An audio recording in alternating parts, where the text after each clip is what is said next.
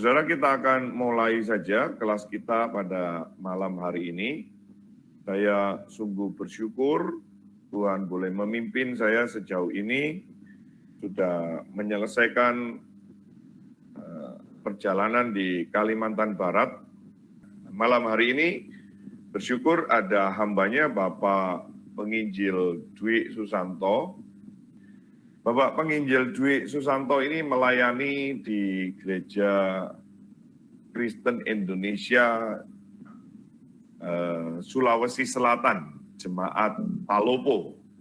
Nah, saya bertemu dengan beliau ini beberapa tahun yang lampau, waktu beliau menggembalakan di pos pelayanan dari gereja IKI Sulsel, waktu itu di Mangkutanah. Lalu beliau menyelesaikan kuliahnya Magister of Theology di STT Amanat Agung, Pak ya. Dan sekarang beliau sudah kembali dan melayani jemaat Tuhan di GKI Palopo. Jadi beliau ada di Palopo, Sulawesi Selatan. Nah, inilah beliau. Nah, beliau yang nanti akan menyampaikan materi kita pada malam hari ini. Saya mengundang Bapak, Ibu, dan saudara-saudara sekalian sebelum kita masuk di dalam penyampaian materi, untuk masuk di dalam doa. Mari kita berdoa. Bapa di dalam surga, kami mengucap syukur untuk anugerah-Mu. Kami mengucap syukur untuk kasih setia Tuhan, kekuatan, hikmat, bijaksana, anugerah Tuhan yang begitu limpah, sehingga kami boleh dimungkinkan sekali lagi mengikuti PIK pengajaran iman Kristen online. Dan kiranya Tuhan memakai hamba-Mu, Tuhan memakai kami sekalian, sehingga kami sama-sama diberkati melalui pemaparan, pemikiran, dan penyampaian akan firman-Mu pada malam hari ini. Terima kasih Bapa di dalam surga. Sekali lagi kami menyerahkan alat-alat jaringan yang sedang kami gunakan, biarlah Tuhan mampukan. Di dalam Kristus Yesus Tuhan kami memohon, kami berdoa. Amin. Baik, kepada hambanya, Bapak Dwi Susanto, saya serahkan dan silakan langsung menyampaikan materi. Selamat melayani, Pak. Terima kasih. Ya, selamat malam Bapak Ibu Saudara sekalian. Senang rasanya kalau saya bisa diberikan kepercayaan untuk menyampaikan materi pada malam hari ini. Terima kasih tadi Pak Sundoro yang sudah introduce saya di depan, yang cukup panjang. Terima kasih sekali untuk kesempatannya juga pada malam hari ini.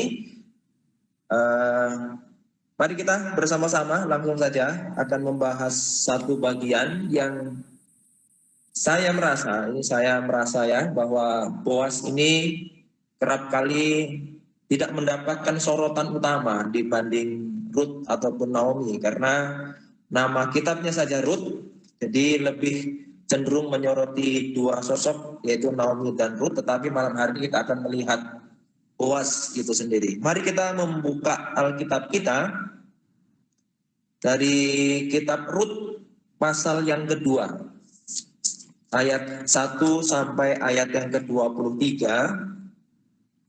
Ini bagian yang cukup panjang juga. Jadi supaya agak cepat biar saya saja yang akan membacakannya. Rut pasal 2 ayat 1 sampai 23. Firman Tuhan berbunyi demikian. Naomi itu mempunyai seorang sanak dari pihak suaminya, seorang yang kaya raya dari kaum Elimelek, namanya Boas. Maka Rut, perempuan Moab itu berkata kepada Naomi, biarkanlah aku pergi ke ladang memungut bulir-bulir jelai di belakang orang yang murah hati kepadaku. Dan sahut Naomi kepadanya, pergilah anakku, pergilah ia, lalu sampai di ladang lalu memungut jelai di belakang penyabit-penyabit. Kebetulan ia berada di tanah milik Boas yang berasal dari kaum Elimelek. Lalu datanglah Boas dari Bethlehem, ia berkata kepada penyabit-penyabit itu, Tuhan kiranya menyertai kamu. Jawab mereka kepadanya, Tuhan kiranya memberkati Tuhan. Lalu kata Boas kepada bujangnya yang mengawasi penyabit-penyabit itu, dari manakah perempuan ini? Bujang yang mengawasi penyabit-penyabit itu menjawab, dia adalah seorang perempuan Moab, dia pulang bersama-sama dengan Naomi dari daerah Moab. Tadi ia berkata, izinkanlah kiranya aku memungut dan mengumpulkan jelai dari antara berkas-berkas jelai ini di belakang penyabit-penyabit. Begitulah ia datang dan terus sibuk dari pagi sampai sekarang dan seketika pun ia tidak berhenti. Sesudah itu berkatalah Boas kepada Rut, dengarlah dahulu anakku, tidak usah engkau pergi memungut jelai ke ladang lain dan tidak usah juga engkau pergi dari sini. Tetapi tetaplah dekat pengerja-pengerjaku perempuan.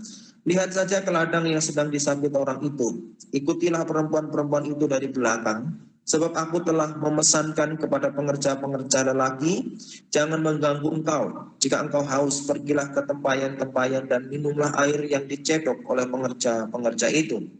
Lalu sujudlah Rut menyembah dengan mukanya sampai ke tanah dan berkata kepadanya, mengapakah aku mendapat belas kasihan daripadamu, sehingga Tuhan memperhatikan aku padahal aku ini seorang asing?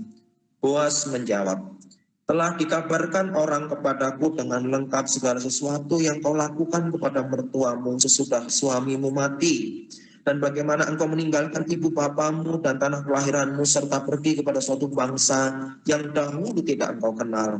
Tuhan kiranya membalas perbuatanmu itu dan kepadamu kiranya dikaruniakan upahmu sepenuhnya oleh Tuhan Allah Israel, yang di bawah sayapnya engkau datang berlindung. Kemudian berkatalah Rut, memang aku mendapat belas kasihan daripadamu ya Tuanku, sebab Tuhan telah menghiburkan aku dan telah menenangkan hati hambamu ini, walaupun aku tidak sama seperti salah seorang hamba-hambamu perempuan. Ketika sudah waktu makan, berkatalah Boas kepadanya, datanglah kemari, makanlah roti ini, dan celupkanlah suapmu ke dalam cuka ini. Lalu duduklah ia di sisi penyapit-penyapit itu, dan Boas mengunjukkan bertih gandum kepadanya. Makanlah Rut sampai kenyang, bahkan ada sisanya. Setelah ia bangun untuk memungut pula, maka Boas memerintahkan kepada pengerja-pengerjanya, ia boleh memungut, janganlah ia diganggu. Bahkan haruslah kamu dengan sengaja menarik sedikit-sedikit dari onggokan jelai itu untuk dia dan meninggalkannya, supaya dipungutnya. Janganlah berlaku kasar terhadap dia. Maka ia memungut di ladang sampai petang, lalu ia mengirik yang dipungutnya itu dan ada kira-kira seeva jelai banyaknya. Diangkatnya lah itu, lalu masuklah ia ke kota. Ketika mertuanya melihat apa yang dipungutnya itu dan ketika dikeluarkannya dan diberikannya kepada mertuanya sisa yang ada setelah kenyang itu, maka berkatalah mertuanya kepadanya, di manakah engkau memungut dan di mana engkau bekerja hari ini? Diberkatilah kiranya orang yang telah memperhatikan engkau itu. Lalu diceritakannya lah kepada mertuanya itu, pada siapa ia bekerja, katanya. Nama orang pada siapa aku bekerja hari ini ialah Boas. Sesudah itu berkatalah Naomi kepada menantunya, diberkatilah kiranya orang itu oleh Tuhan yang rela mengaruniakan kasih setianya kepada orang-orang yang hidup dan yang mati. Lagi kata Naomi kepadanya, orang itu kaum kerabat kita, dialah salah seorang yang wajib menebus kita. Lalu kata Rut perempuan Moab itu, lagi pula ia berkata kepadaku, tetaplah dekat pengerja-pengerjaku sampai mereka menyelesaikan seluruh penyapitan ladangku. Lalu berkatalah Naomi kepada Rut menantunya itu, ya anakku, sebaiknya engkau keluar bersama-sama dengan pengerja-pengerjanya perempuan, supaya engkau jangan disusahi orang di ladang lain. Demikianlah Rut tetap dekat pada pengerja-pengerja perempuan Boas untuk memungut sampai musim menuai jelai dan musim menuai gandum telah berakhir, dan selama itu ia tinggal pada mertuanya.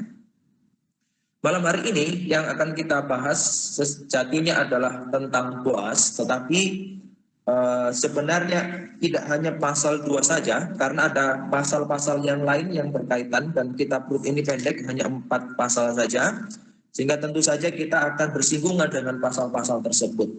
Dan kalau kita flashback ke pasal yang pertama, kita melihat apa yang dikatakan oleh Naomi di di ayat yang terakhir atau di ayat 21, dengan tangan yang penuh aku pergi, tetapi dengan tangan yang kosong Tuhan memulangkan aku. Mengapakah kamu menyebutkan aku Naomi? Karena Tuhan telah naik saksi menentang aku dan Yang Maha Kuasa telah mendatangkan malapetaka kepadaku. Jadi dia maunya dipanggil Mara karena segala yang pahit itu telah dia alami. Jadi peristiwa yang buruk dalam perspektif manusia itu belum tentu buruk dalam perspektif Tuhan. Nah, di dalam kedaulatannya, Allah itu sanggup menggunakan peristiwa yang buruk itu sebagai alat untuk menggenapi rencananya. Dan kalau kita melihat dari latar belakangnya Naomi, siapa suaminya, itu adalah Elimelek. Dia menikah dengan seorang yang bernama Elimelek, yaitu seorang Israel tentunya, dan kemudian memiliki anak, ada Mahlon dan Kilion, dan kemudian mereka mendapatkan menantu, yaitu Orpa dan Rut.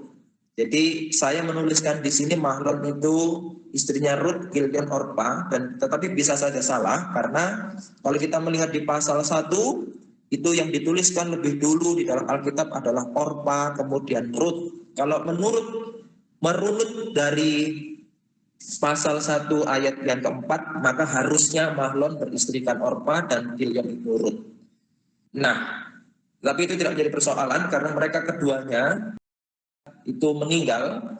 Jadi tidak hanya Elimelek yang meninggal karena peristiwa kelaparan dan sebagainya, itu merenggut 3 orang sekaligus dalam hidupnya Naomi, yaitu suaminya dan kedua anaknya laki-laki, Mahlon dan Kilion. Sehingga bagi Naomi, tentu dia merasa tidak bijak kalau terus menahan kedua menantunya untuk tinggal bersama-sama dengan dia, sehingga dia memutuskan, karena situasi di Moab pada waktu itu juga tidak terus bertambah baik, tetapi justru bertambah tidak baik, dan dia juga mendengar bahwa di Bethlehem Tuhan menyediakan makanan di sana, ya memang namanya Bait Lehem, rumah roti, maka itu sesuai dengan hal itu. Dan oleh karena itu Naomi memutuskan untuk kembali ke tempatnya, ke Bethlehem itu sendiri. Dan dalam perjalanan pulang, Naomi itu memutuskan untuk mempersilahkan kedua menantunya kembali nih ke bangsa kalian masing-masing, ya, ke bangsa Moab. Tetapi Rut bersikeras dan dia menyatakan di pasal 1, dia katakan bangsamu, bangsamu, bangsaku. Jadi kemana engkau pergi, situ aku pergi. Dan bahkan dia mengatakan, biar sampai aku mati pun aku tetap ikut engkau. Rut mengatakan seperti itu. Sehingga yang akhirnya pulang itu adalah hanya Orpa saja. Dia kembali ke bangsanya, sedangkan Rut mengikuti Naomi. Dan inilah yang terjadi, dan kemudian setelah itu barulah kita akan beralih ke pasal 2, yang di situ kita akan melihat siapa Boas itu sesungguhnya. Nah, karena itu mari kita langsung saja melihat profil Boas di pasal 2 ayat pertama. Ya, Naomi itu mempunyai seorang sanak dari pihak suaminya, seorang yang kaya raya dari kaum Elimelek, namanya Boas. Jadi dari ayat ini kita tahu, dan Alkitab memberitahu kita siapa itu Boas. Dan memang kalau saya sudah mencoba untuk mencari sumber-sumber dari kitab Rut ini, tidak banyak dari kitab ini menginformasikan siapa Boas itu, dan hanya tentu bagian-bagian tertentu yang ditulis dalam Alkitab ini yang tentu juga akan saya bagikan pada malam hari ini. Tetapi setidaknya Alkitab juga memberikan beberapa profil atau beberapa hal karakter yang dimiliki oleh Boas itu sendiri. Salah satunya bagian ini yang pertama, yaitu Boas itu adalah orang yang kaya raya. Nah, kalau kita melihat kekayaan di dalam perjanjian lama, itu diidentifikasi melalui beberapa hal, ya, baik itu kepemilikan ladang, kemudian para pekerja, hewan ternak, kemudian bermacam jenis tanaman, ada gandum, ada anggur, ada ara, dan sebagainya.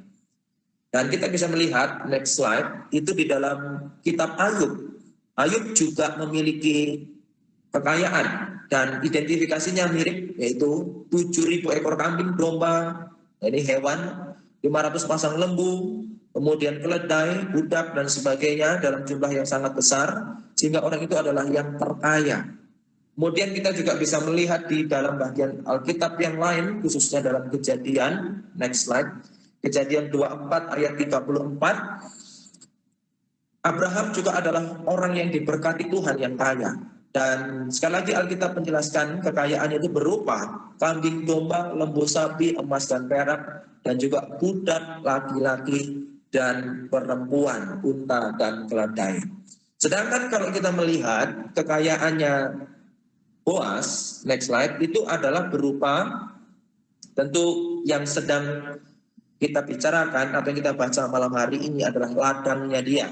Ya, dia punya ladang dan banyak pekerja. Ya, ada bujang tersendiri dan ada juga penyabit. Nah, ini pekerjanya itu juga dalam jumlah yang banyak. Jadi kita bisa melihat hal ini, bahkan nanti kita juga bisa melihat kekayaan Boas itu dikatakan dia kaya raya karena dialah orang yang nantinya akan menebus. Jadi milik pusaka dari Naomi itu sendiri.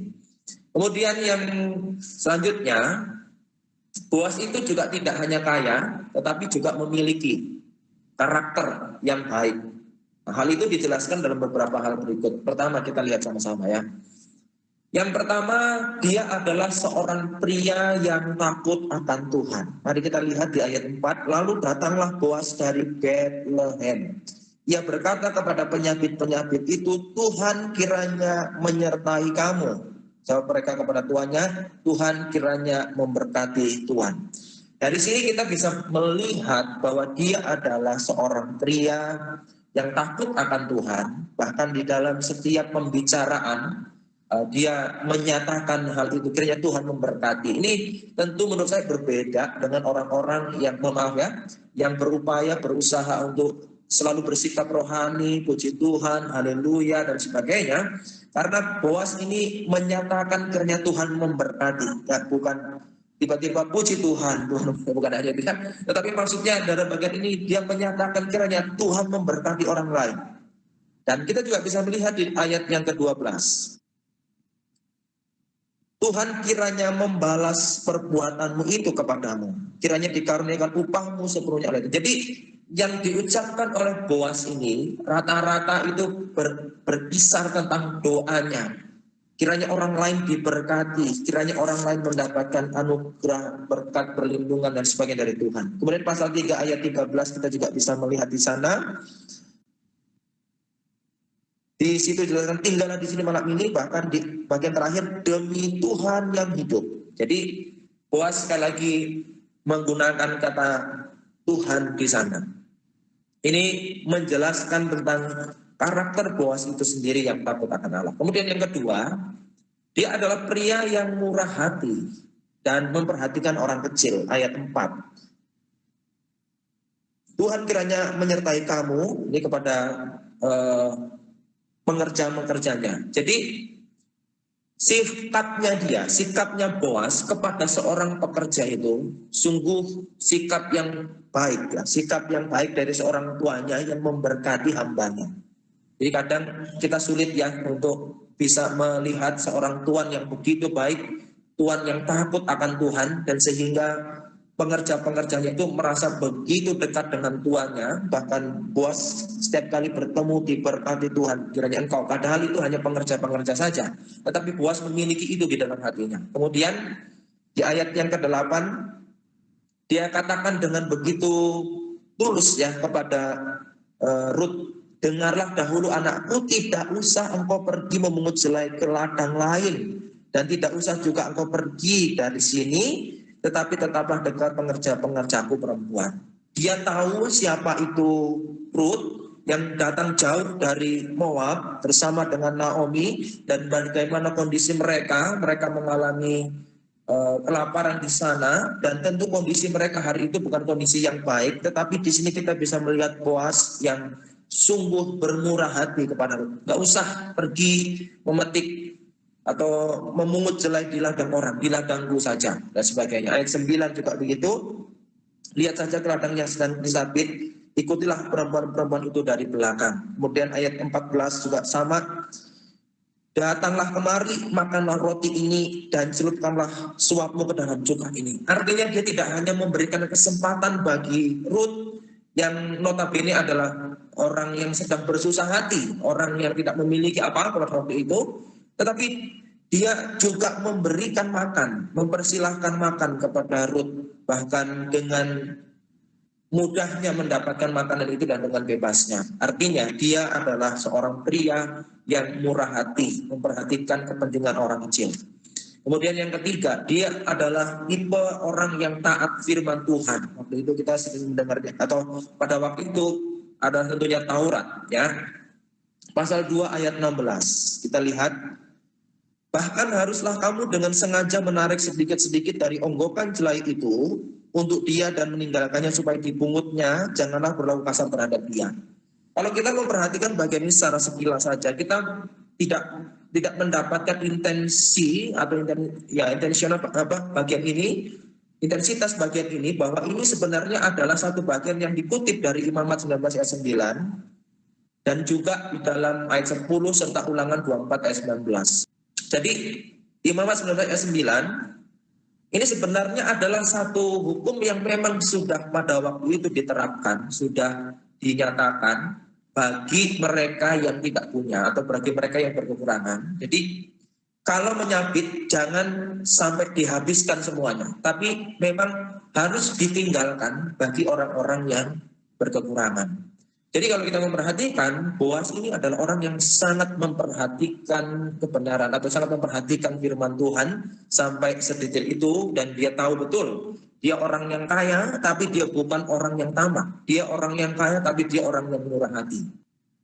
Dia juga menjaga martabat diri sendiri, dan dia juga menjaga martabat orang lain di ayat 10 dan 14 sampai 14. Mari kita perhatikan. Mohon maaf, ini pasal 3 ya, bukan pasal 2. Jadi dia mengatakan begini, ayat 10, diberkatilah kiranya engkau oleh Tuhan ya anakku. Sekarang kau menunjukkan kasihmu lebih nyata lagi daripada yang pertama kali itu, karena engkau tidak mengejar-ngejar orang muda, baik yang miskin maupun kaya. Dan ayat 14, saya singkat saja. Lalu bangunlah ia sebelum orang dapat kenal mengenal, sebab kata Boaz, janganlah diketahui orang bahwa seorang perempuan datang ke tempat pengirikan. Itu enggak baik. Nah, sebenarnya ini adalah salah satu strategi yang dilakukan oleh Naomi yang nanti kita akan bahas juga. Jadi Naomi ini ingin lihat sesungguhnya kesungguhan hatinya Boaz. Apakah Boaz itu benar-benar ingin menebus Rut atau tidak? Nah, sehingga dengan kata lain, Naomi ini ingin mendahului rencananya Tuhan, gitu ya. Maksudnya Naomi ini ingin cepat tahu apakah benar Boaz ini benar-benar mau dengan Rut, mau menebus Rut, sehingga dia mengutus Rut untuk pergi secara diam-diam ke tempat pengirikan, di tempat di mana Boaz tidur, dan mencoba menyingkapkan di bagian kakinya, sehingga kalau malam dia terbangun karena dingin, nah akhirnya terlihatlah itu bahwa Rut. Nah, di situasi seperti itu Boaz ini tetap menjaga dirinya, dia tidak mau menjelekkan, memburukkan namanya dia sendiri dan orang lain. Bisa saja seorang Boaz berkata, kenapa engkau melakukan itu semua? Tapi Boaz tidak melakukan itu. Tetapi justru kita melihat Boaz menjaga itu dan mengatakan sampai ya orang jangan kenal mengenal, baru akhirnya kamu bisa pulang.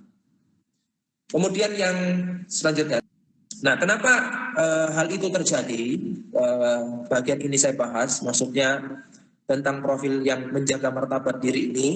Karena Boaz itu adalah salah satu kerabat dekatnya Naomi, atau yang disebut sebagai Gaal atau Goel ya, atau kinsman redeemers, atau Ini sebenarnya artinya itu tidak hanya sekedar saudara atau kerabat dekat, tetapi ini juga bisa berarti itu tadi kinsman redeemers itu atau avenger sebenarnya dia adalah seorang penebus yang berhak, salah satu orang yang berhak menebus Ruth sebenarnya. Itu artinya dari Goel ataupun kinsman redeemers. Jadi Boaz ini adalah salah satu orang yang berhak untuk menebus Ruth. Maka oleh karena itu Ruth Naomi berusaha melakukan strateginya di pasal 3. Nanti kalau boleh baca sendiri di rumah gitu ya, bisa baca itu melakukan strateginya.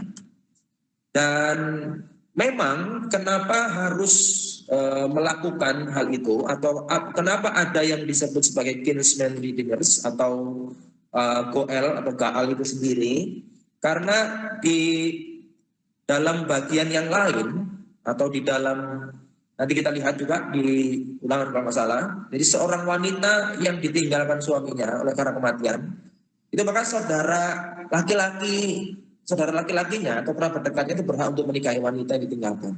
Nah ini disebut sebagai pernikahan levirat atau dalam bahasa Latin levir yang berarti ipar laki-laki. Jadi dari saudara laki-lakinya itulah yang menebus dari pihak perempuan yang suaminya meninggal, gitu ya. Nah, Boaz itu adalah salah satu kerabat dekat Elimelek, ya, suami Naomi yang bisa menebus Ruth. Nah, kemudian penebusan ini bisa berarti dua hal. Pertama, menikahi Ruth dan meneruskan keturunan Elimelek. Dan anak yang pertama itu disebut keturunan Elimelek. Ya, yang kedua, juga ini berarti menebus tanah warisan keluarga yang telah dijual Naomi.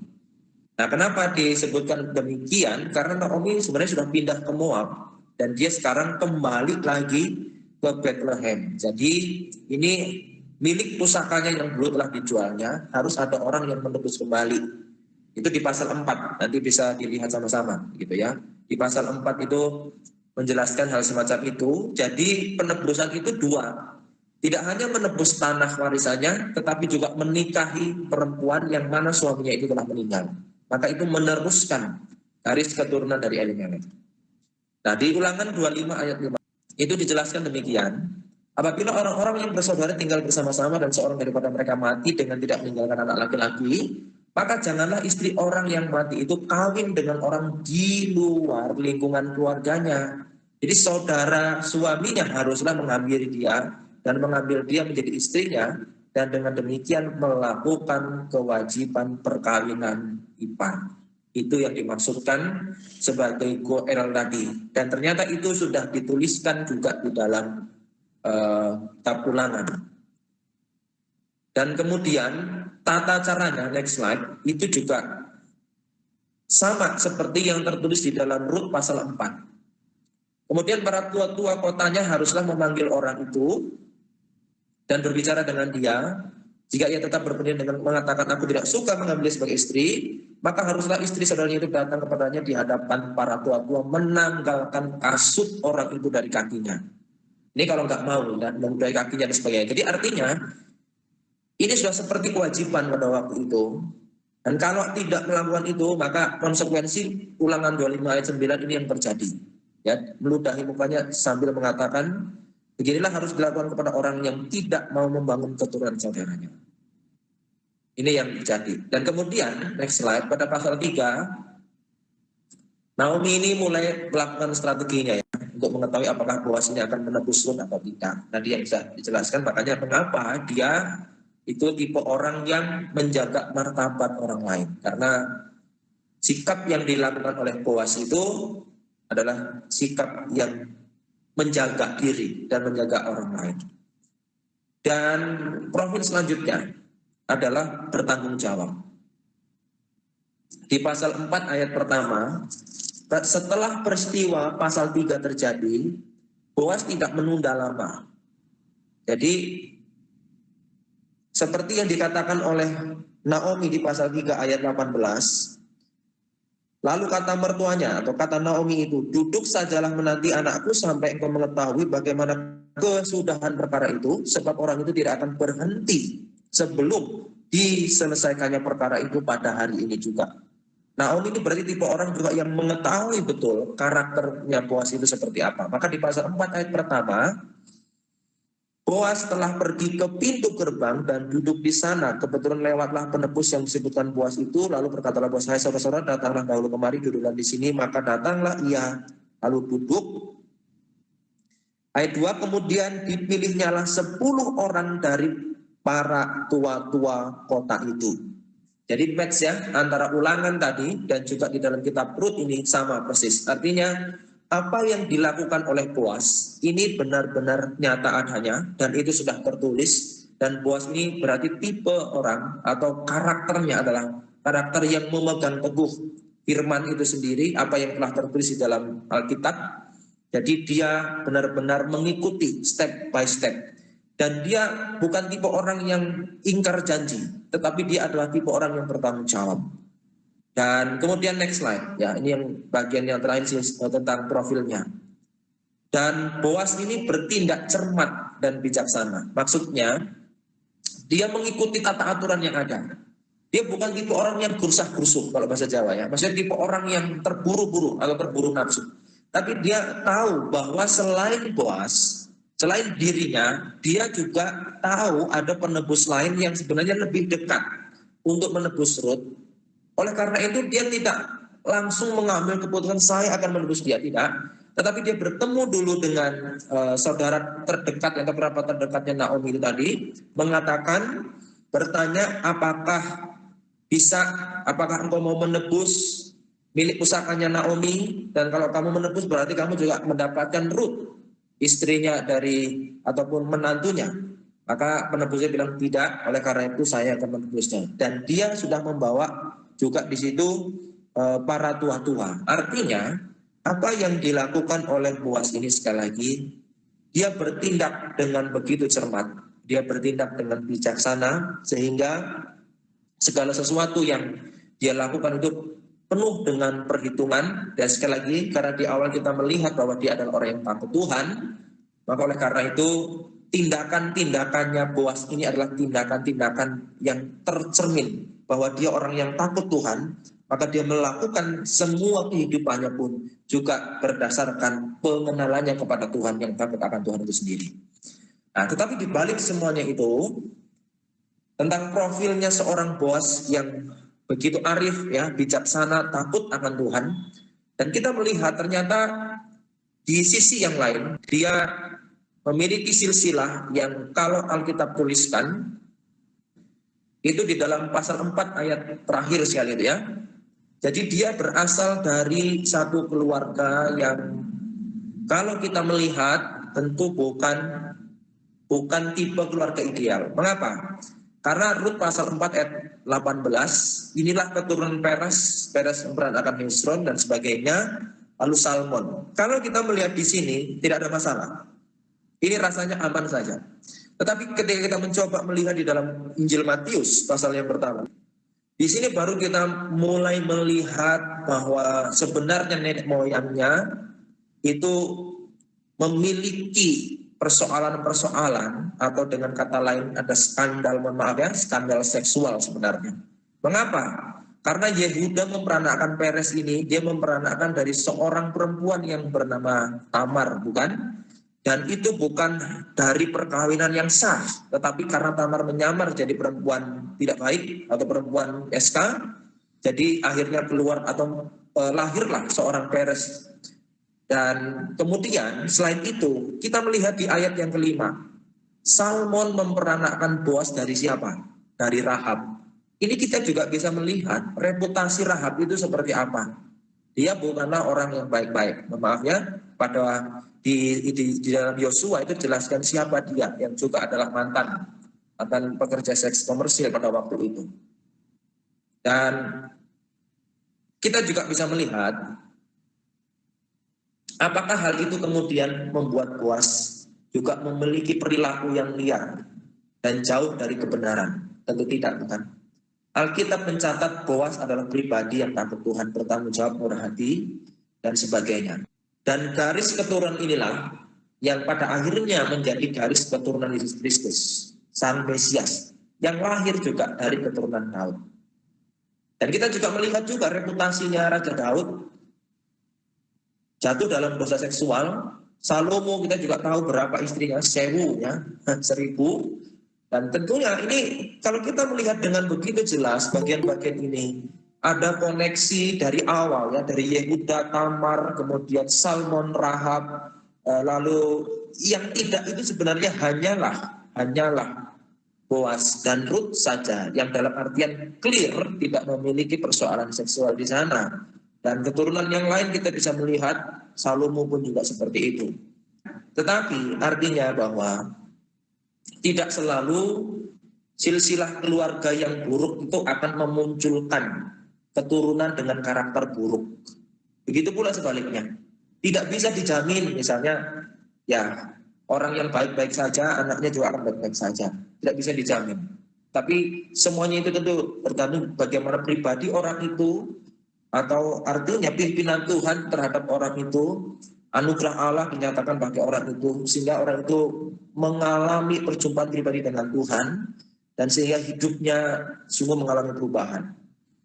Tetapi dari bagian ini kita juga melihat bahwa Allah itu berkenan memakai Yehuda, Tamar, Salmon, Rahab, Boas, Ruth, Daud, dan Betsheba. Ada 3 wanita asing dari bangsa Kanaan dan Moab yang masuk dalam ranah ataupun dalam garis keturunan Daud, Raja Daud itu sendiri, dan kemudian juga yang pada akhirnya garis keturunan Mesias. Tentu kita bertanya-tanya, mengapa ada keturunan, atau mengapa justru orang-orang yang demikian yang masuk di dalam jajaran garis keturunan nenek moyangnya Raja Daud, Mesias itu sendiri. Jadi kakek Daud, sang Raja Israel, tentu bukan hanya karena karakternya yang baik, tetapi karena kemurahan Tuhan. Kalau kita melihat tentu tidak ada yang layak dan berkenan di hadapan Tuhan di dalam Roma 3:23 ya. Tidak ada seorang pun yang benar, tidak ada yang layak benar. Kita semuanya telanjang dan berdosa di hadapannya. Tetapi semata-mata, mengapa mereka bisa masuk di dalam jajaran atau garis keturunan Raja Daud itu? Karena kasih karunia Tuhan semata. Dan kalau kita melihat Boas ini juga sesungguhnya jarang ya mendapat atau jarang menjadi tokoh utama, tokoh sentral, sorotan utama. Tetapi kita bisa melihat perannya itu sangat vital. Dia menjadi Gaal atau menjadi Goel, menjadi penebus itu sendiri.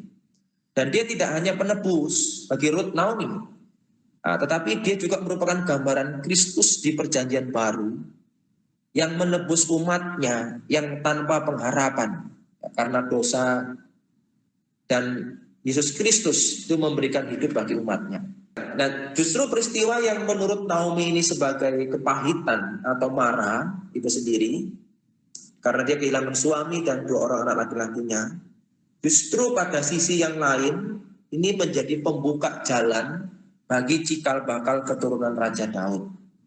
Dan di sanalah kita bisa melihat siapa dia. Dia adalah Boas.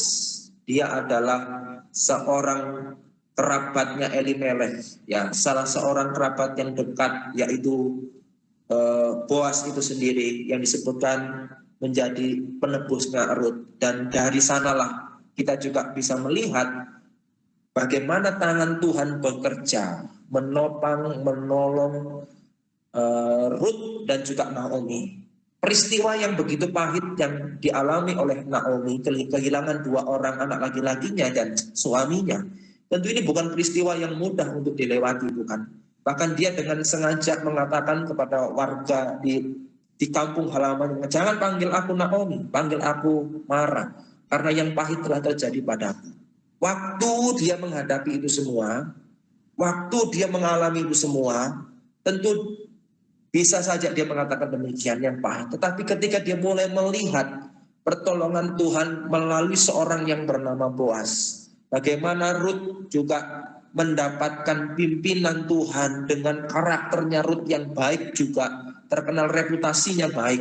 Di situ Naomi sudah mulai mengalami perubahan di sana. Artinya dia tidak lagi memandang peristiwa yang buruk itu semata-mata buruk, tetapi dia juga mulai bisa melihat bahwa melalui peristiwa yang bagi dia itu buruk, peristiwa yang bagi dia itu sulit untuk dilewati, peristiwa kehilangan yang begitu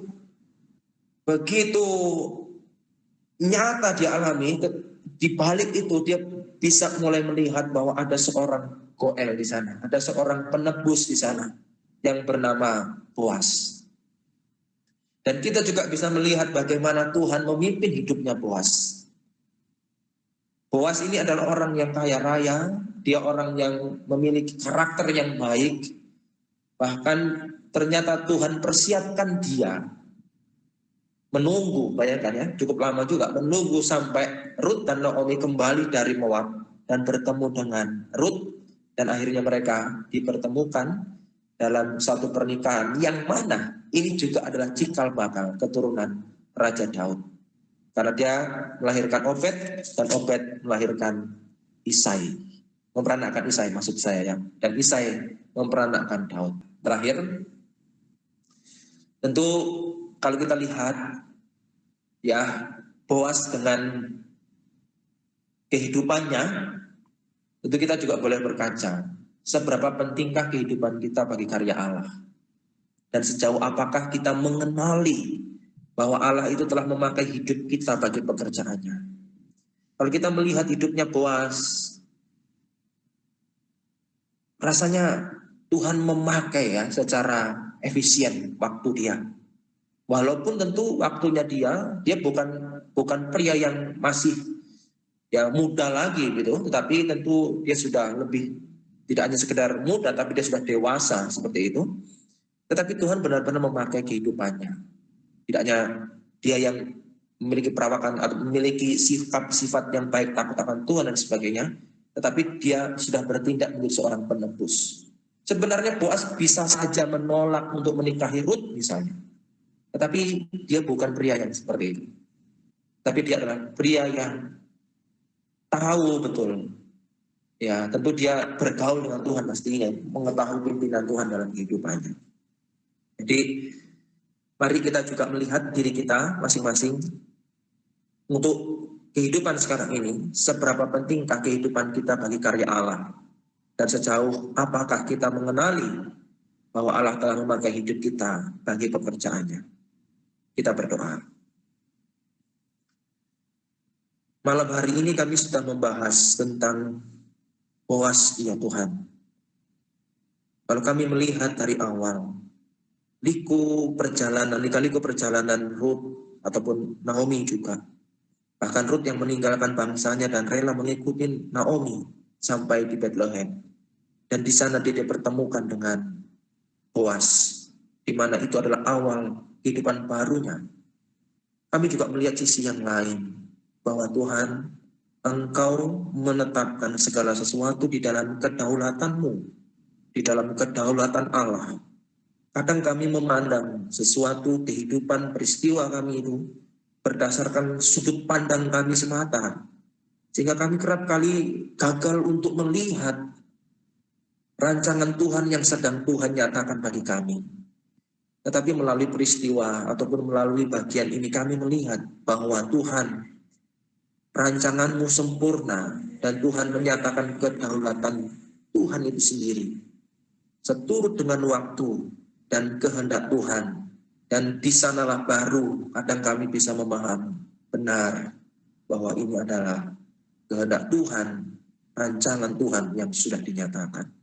Tuhan, bimbinglah kami untuk belajar, menyadari siapa kami di hadapan-Mu, dan bagaimana Tuhan memakai hidup kami secara efisien, secara maksimal bagi pekerjaan Tuhan di dalam kehidupan kami, baik pelayanan kami, baik kehidupan kami sehari-hari.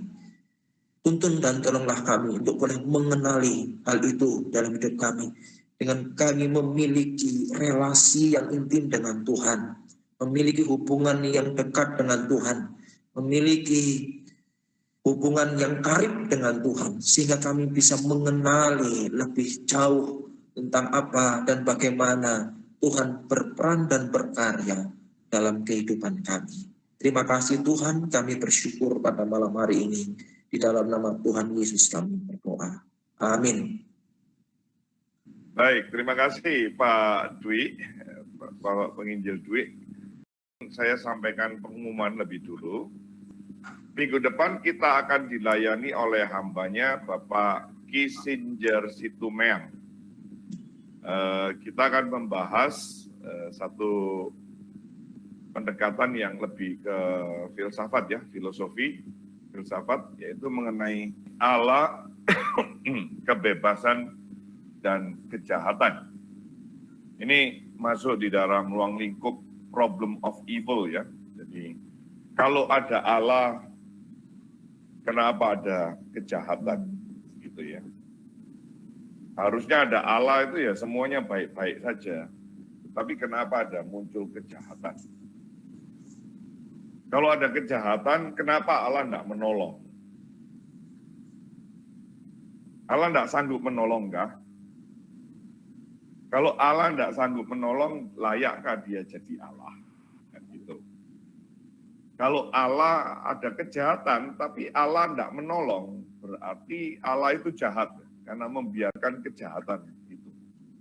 Jadi saudara, ini kita akan memikirkan bersama dengan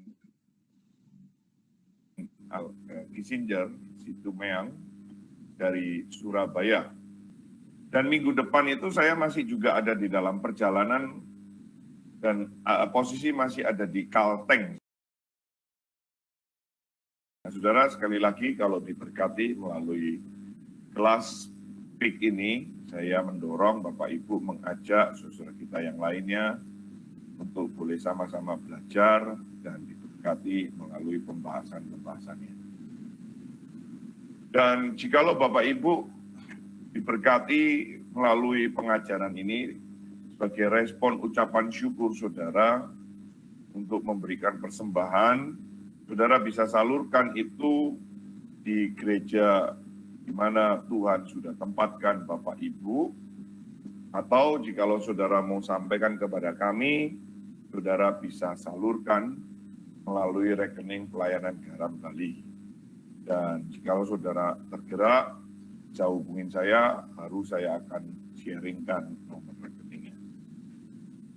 Nah, saudara-saudara, untuk update saja, nah saya bersyukur sekali saudara di dalam pelayanan retreat, terus ada KKR 2 malam, lalu ada pelayanan di 3 gereja ya, 3 gereja lah ya.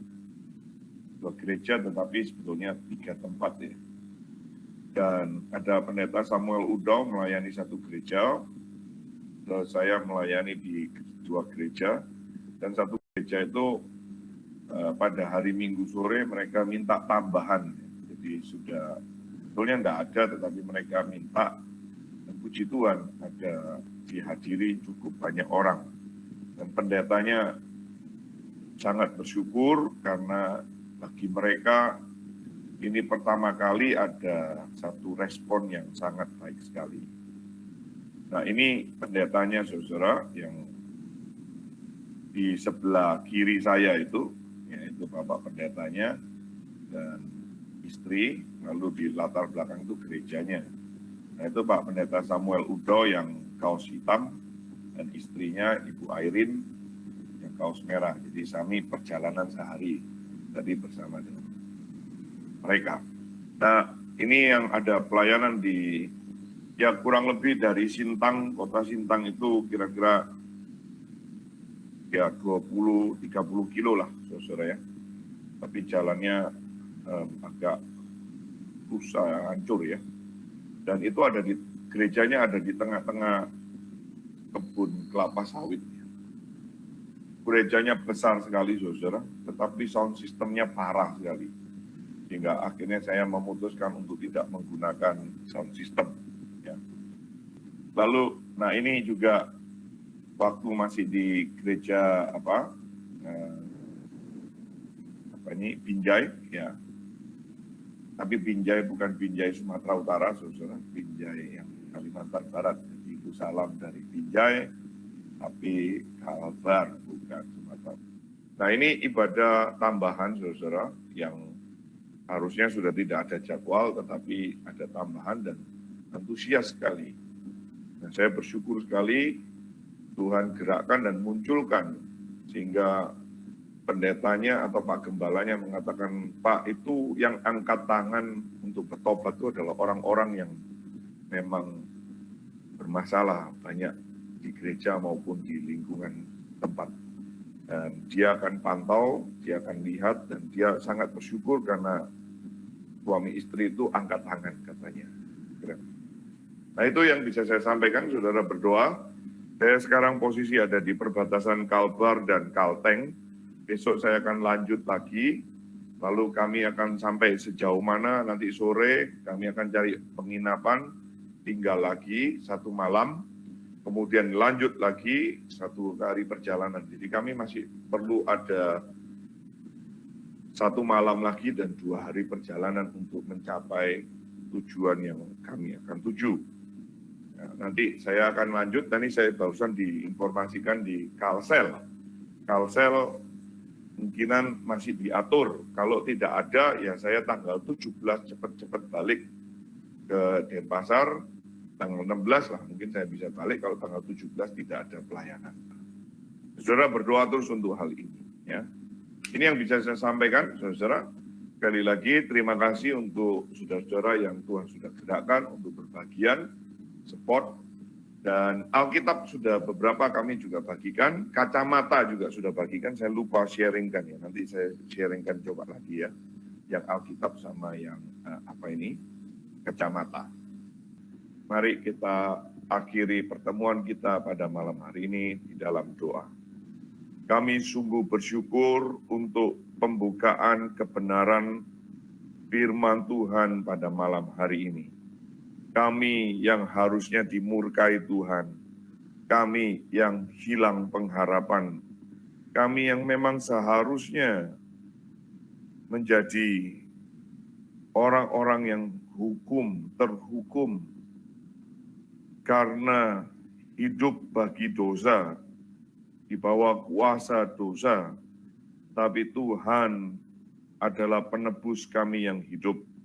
Tuhan adalah penyelamat kami, sehingga kekayaan, kelimpahan yang di dalam Kristus Tuhan berikan kepada kami.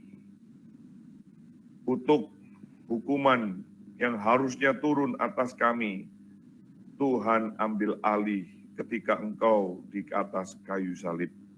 Terima kasih Bapa di dalam surga.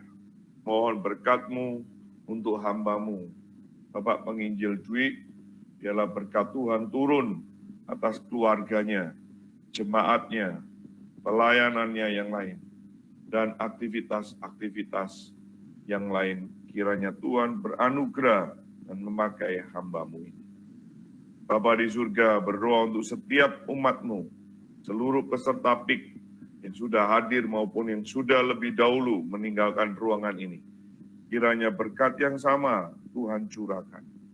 Menyerahkan perjalanan hamba selanjutnya menuju ke Kalteng. Kami mohon pimpinan-Mu Tuhan. Kami bersyukur untuk hari ini. Sampai sejauh ini Tuhan terus memimpin dan memakai. Tuhan terus beranugerah. Persiapkan hati orang-orang yang akan mendengar kebenaran firman-Mu. Dengar doa sembahyang kami. Dalam Kristus Yesus Tuhan kami memohon, kami berdoa. Amin. Baik Bapak Ibu, saudara-saudara sekalian, sekali lagi terima kasih Pak Penginjil Dwi, terima kasih.